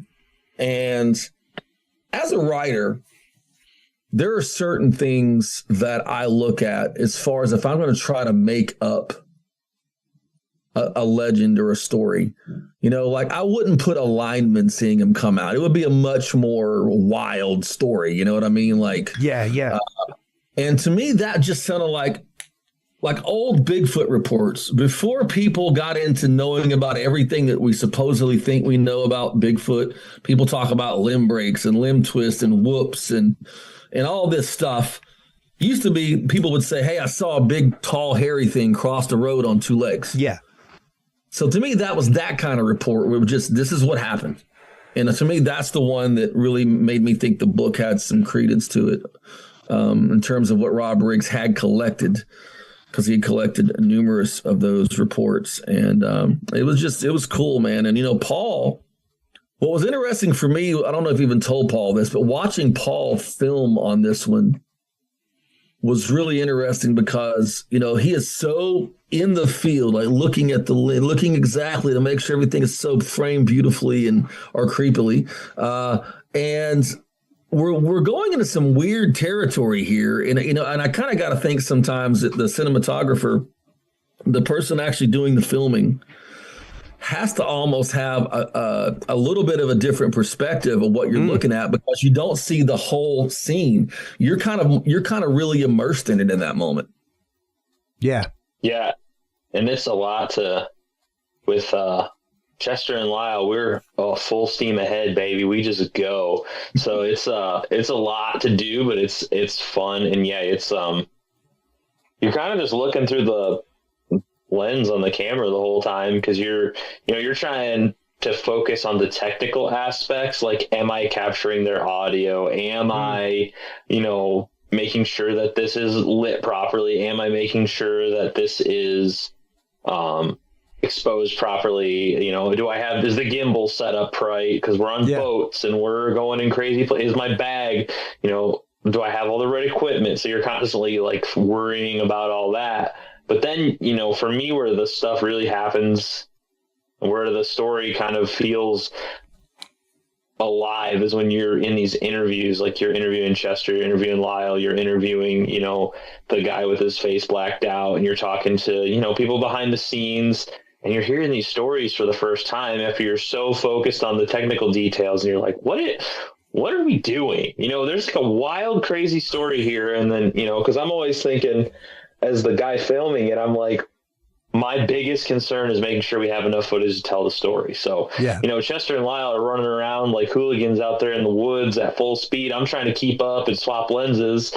And then, you stop for a second and you're like, I don't know where I'm at. I haven't been paying attention to where we've been walking. I haven't been paying attention to which direction we've been going.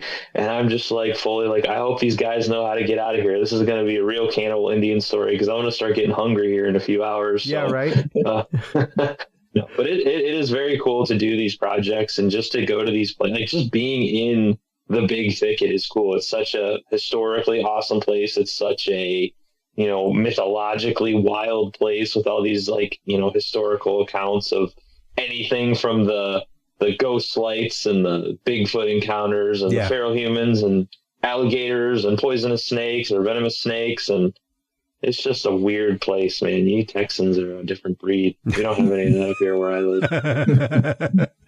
Well, and that that brings up a point, especially the fact of getting out into that. I just had up a small clip of some of the area there, and that's what I think a lot of people don't understand whenever you're talking about the big thicket area, that kind of stuff, is that you could be talking thicket that's so thick that you can't see 8 to 10 feet in front of you. Number one. Number two, that could go on for miles and miles. And what we're talking about here is not the preserve. Yeah. This is the region of the Big Thicket. This isn't, Big Thicket National Preserve. This is the region. And so it kind of goes from north of the preserve all the way down to the coast almost, that whole area.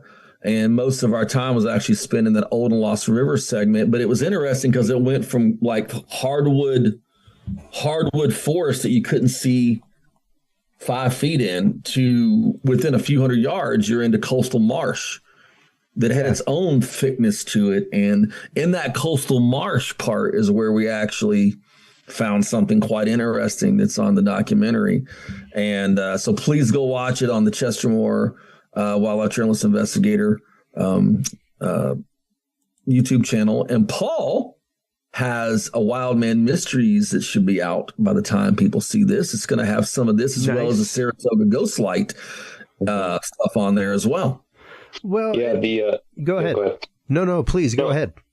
So when filming the documentary that Chester put out, the whole focus was on these feral human lost tribe kind of storyline.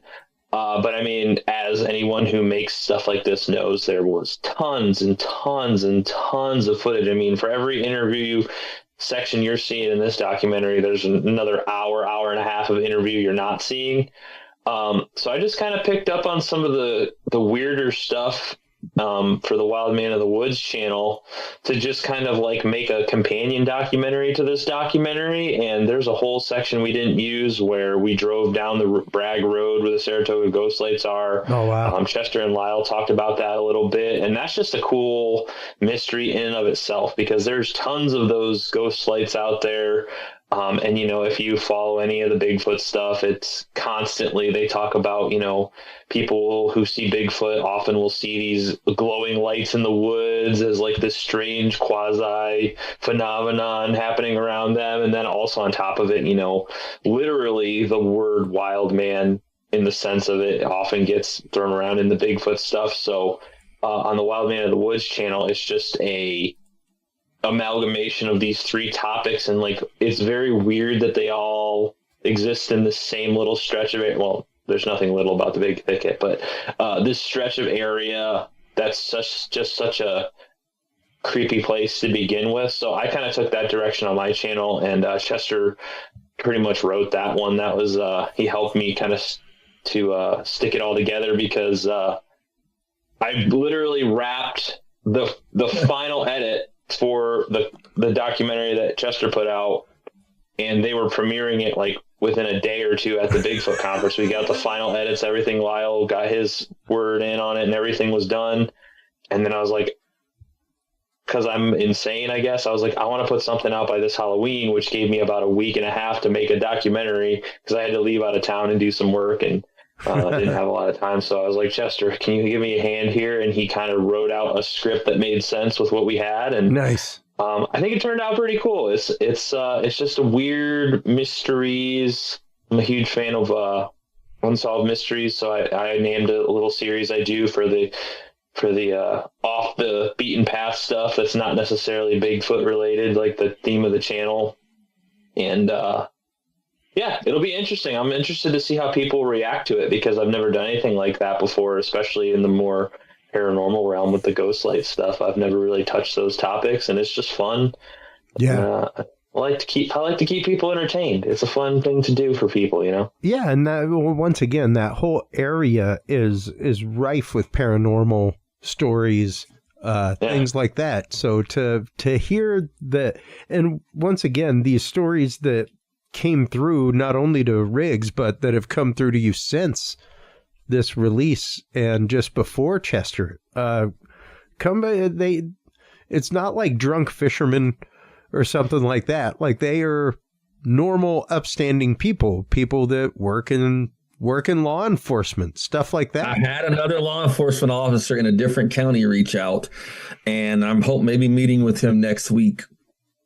So fascinating. He may be linking me with another law enforcement officer who has his own accounts, and this guy has some secondhand accounts from someone he's talked to about From a piece the same of property area? I've been on before. When I've been on this property, I hunted it 20 years ago, but it's like a gigantic chunk of private property. Okay. And I never heard of anything like that out there before, but apparently someone had. So Wow. that just kind of, I got to go vet all this stuff. Yeah. But it just shows that you don't know what's all out there, and that there are mysteries. And that's the fun part of this. And I say this in all the talks I do at these sort of cryptid conferences that, I believe in being positive. I believe in let's create more community and just have fun and not fight over our little positions on stuff. Yeah. And at the end of the day, all of us involved in this are playing Scooby-Doo. We're rolling up our camo mystery machine, or maybe our one with the Bigfoot sticker on the back. Yeah. And looking for monsters. And at the end of Scooby-Doo, they would go up and there'd be the guy in the gorilla costume or the sea monster costume, and they pull Yeah, the old man mask. Withers. Yeah, well, what's going to happen one day with this kind of stuff? Somebody's going to go pull the mask off, and it's not going to be a mask. And that's kind of the way I look at all this stuff. So that's my way to keep me focused on that this is a fun, interesting thing. And then me and Paul are always working together to make sure there is a pro wild lands, wild places, wildlife message and all these things. That is one of the things that, again, even whenever we have King Gerhard on, whenever we have Lyle on, what have you, talking about cryptids, cryptozoology, that kind of stuff. One of the things that we bring up regularly is if you are into Bigfoot, hey, if you're into the Jersey Devil, I don't care. If you're into these cryptids, what you need to do is get into where they live. You need to get into the conservation of the actual land that they live on, or that sightings tend to happen. Things like that, because if you don't conserve it, the only thing that's going to happen is that they'll be rooting through the trash cans in the apartment complex that goes up next to it. And we see that with regular wildlife all the time. So yeah, the importance of conservation and getting this kind of stuff protected, getting these kinds of lands protected, is hugely important, especially there in that Old River, Lost River basin. It really is a unique ecosystem amongst all that. I tell people, find a species or a group of animals you like, find a habitat that you care about, and go join an organization that advocates for it. I like to support the hunting and fishing based organizations because they're a lot more rooted in reality on money, making it work in conservation. So groups like Ducks Unlimited and Delta Waterfowl down on the coast and the marshes. When you go into, upland, maybe you're someone who supports, you can join like the National Deer Alliance or whatever you're into. There is out west, the Rocky Mountain Elk Foundation or the Wild Sheep Foundation. And if you're a fisherman, CCA, all these groups that are spending millions of dollars advocating for these wild places make a difference. And Paul and I work in that world. I work in it full time. Paul is starting to work in it quite a bit. And it's amazing how much actually is done to keep all of the wild places wild and the wildlife out there. And that's all. That's why, I've started my Gulf Great White Shark Society. Yep. And all of those things like that, like we did with the Great White documentaries, is to just take the idea of making people inspired about conservation to a new level. And I'm always grateful, Chris, that you allow, when I come on, for me to ramble on about conservation at some point, because it's going to come out of my mouth. I appreciate that. Well, it's something that's hugely important. We both have kids that are right up around the same age. You and I, Chester, and it really is one of I was brought up hunting by my grandfather, my son's namesake, fishing, things like that. And I don't get to go out and do it nearly as much as I should with my son, but it is one of those when you do that and you do that regularly, you have a different appreciation for the world around you to begin with. Yeah. And it really is the concept of not just paying it forward, but making sure it's still there. Yeah. Because that's a great way to look at that. It disappears so fast. I have 1,800 acres. I can look out this window right here in my house. And the first time I ever saw a mountain lion, I was rabbit hunting. I didn't know it was illegal to hunt the railroad tracks. Nobody tell the game warden. Okay. I was 14 years old with my land, dude. Yeah, statute of limitations are ran out. And I had my pellet gun, and I, we were only allowed to kill what we ate. And I would go in the evening sometimes after school and go hunt rabbits along the rice field by the railroad tracks out here. And I ran into a mountain lion out there. It was a transformative encounter. Yeah. And that piece of land now, in one fell swoop, went from 1,800 acres of some of the last wild habitat, the part of the county that I live in, and a refinery bought it. And within 6 months, there wasn't a tree left on it. And it now is an industrial wasteland.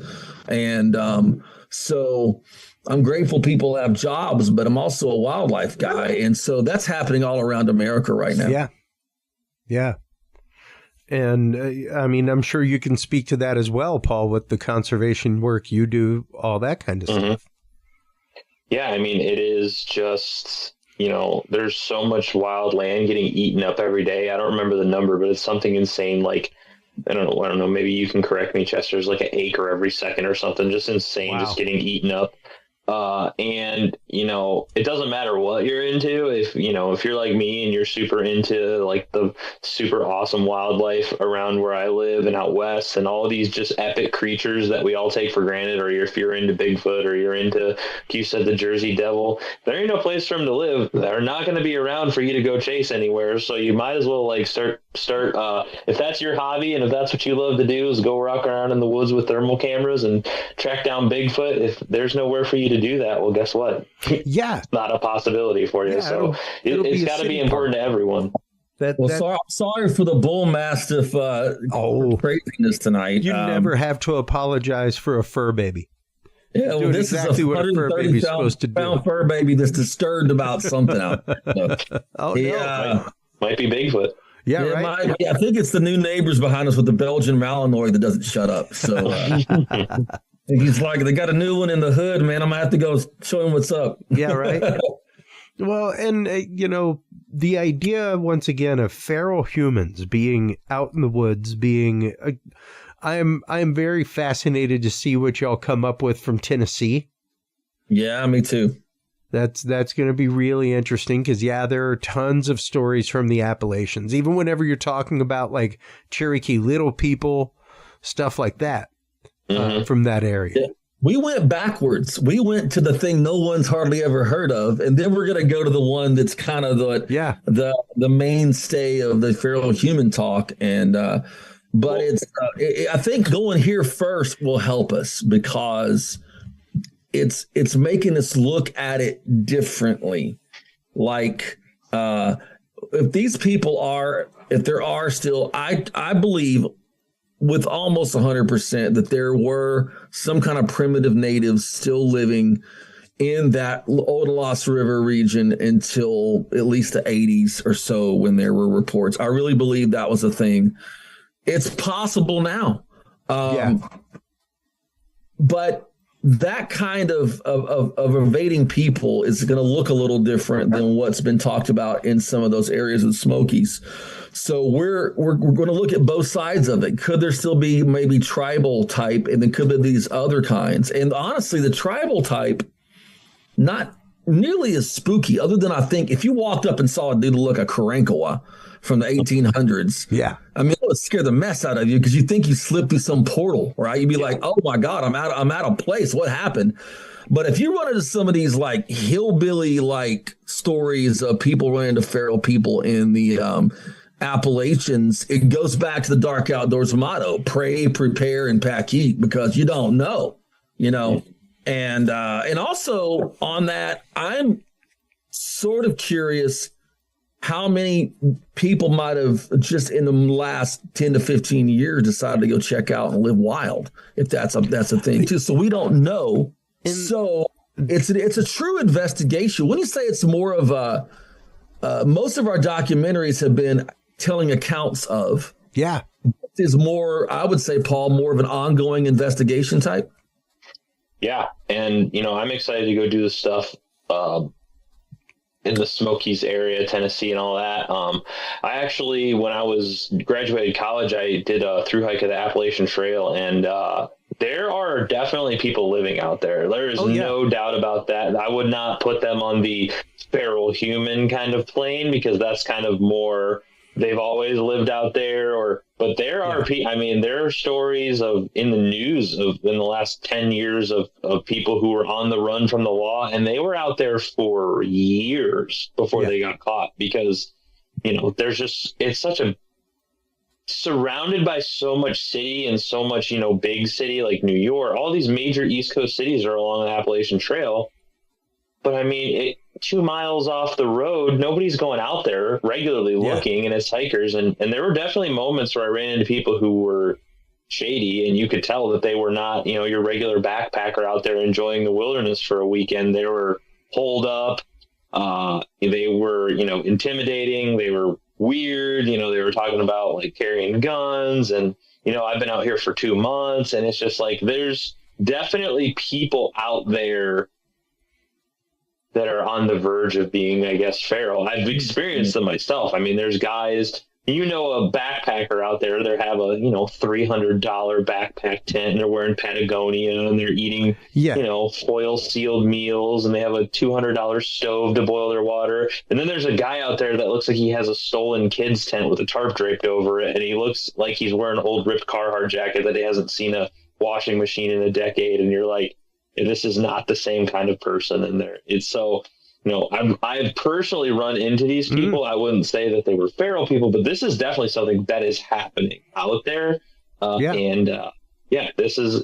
not out of a stretch. People can live, you go run into town once and go hit a dollar store, and you could buy enough food for 2 months to live out in the woods pretty frugally. And all you need is a couple of matches. It's definitely possible. Well, and if you're living somewhere where there is ample place to forage, ample place to fish, ample place to hunt, trap, things like that. Once again, and that is something that I've brought up, especially when it can, and we need to get Rod Nichols back on. But that's one of the things that I've brought up numerous times in different communities about, like, Bigfoot nests, things like that. Is there has been a large movement over the last decade of bushcraft is really the only way to put it. Like, I'm traveling, I'm going to build a shelter for the night, like a shelter, and then I'm going to strip that down as much as possible and move on, and I'm going to build another shelter and do the same thing. So could it be that some of that is what's being found as remnant of that? And that culture has hugely taken off. Not only that, but just living off grid, that kind of stuff. So, and to me, that ties into the there's two sides of dark outdoors. Yeah. There's safety and awareness, and then there's like the unsolved mysteries side. And to me, like, the lost tribes part is the unsolved mysteries part. Definitely.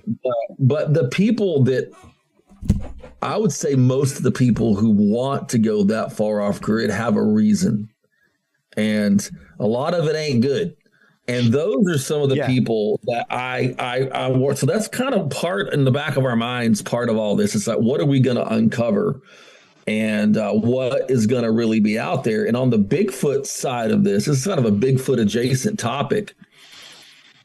I'm looking at some of the evidence that I've seen and heard that's tied into Bigfoot a little differently now. And could some of that evidence not actually be a Bigfoot? Could it be some of this stuff? Exactly. And so that, to me, is an interesting part, and it's been an exciting part, an honor to work with Paul and Lyle on this, and it's a lot of fun. I'm an investigator by nature. That's what I do, and this is one of the most interesting. I mean, my heart is wildlife, but this is really close to that, and it's a lot of fun, and so there's always something interesting in I think that's the thing. We all like those crazy campfire tales. And if you go, people listen to the Dark Outdoors podcast, I may have one about Ted Bundy taking women into the woods and doing what he did.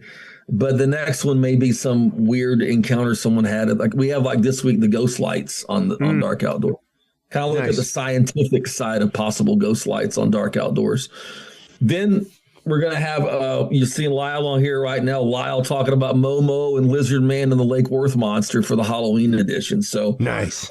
It's all about a different side of the outdoors, the dark side. And to me, that's tons of fun. But also getting back to the heart of it, there's that safety and awareness side. And I'm always amazed, like with the Bigfoot phenomenon, people will argue with you that Bigfoots are the saviors of nature and that, they would never hurt a person if they do exist, what I'm saying? Yeah. And I'm like, well, there isn't a creature on the planet that doesn't hurt people from time to time. White-tailed deer kill people. Sure. So let's keep the safety part of what you're doing out here. I don't want someone getting the idea, hey, let's go out in the woods and find a feral human community. And the person who would probably do that would be from Austin. I hate to tell you this, Chris. No, that's all right. I'm from Houston, buddy. These people are crazy. There's a type. It's Susie with the gluten-free sandwiches and the non-GMO stuff. And they moved to Beaumont. She's trying to bring them the kale sandwiches. They want to go commune with nature. They don't have a firearm. They don't know what's going on. Everybody's nice. And I told this story to our mutual buddy, Andrew Austin. And he goes, did you say Austin? I said, yeah. He goes, dude, a girl at work just did that. Moved down, took her family into a spot. He goes, and he knew where I'd found a meth lab years ago. And I quit. I quit going to this part of the woods. And he goes, she took him to where the meth lab thing you found was. I said, there they are. God. So Susie and all your friends, I love you. I respect that you love nature, but listen to a couple of episodes of Dark Outdoors because we don't want you running into the really feral people. Yeah. Well, and I can't wait to see once again what you guys do with Tennessee. The documentary that y'all have put together for this was absolutely amazing. It was very well done. The two of you really do. Hey. Faith's jumping in. That's all right. The two of you really do make some amazing and beautiful content, guys. Y'all work really well together as a filmmaking team. And the documentary is just so well put together. And I can't wait to see what y'all come up with in Tennessee. It's going to be great. Because, yeah. Thank you. We're going to bring Faith. We're going to bring Faith for bait. Okay. Yeah. Absolutely. But Chris, I'm always so grateful that you allow me to come on and talk about my projects and talk about conservation and my ministry work and everything too. And I know that Lyle's grateful as well. And I just want to give a thanks again to Lyle and Paul for going on this crazy adventure. I mean, Lyle's kind of kicked it down the hill, a little bit, and I just went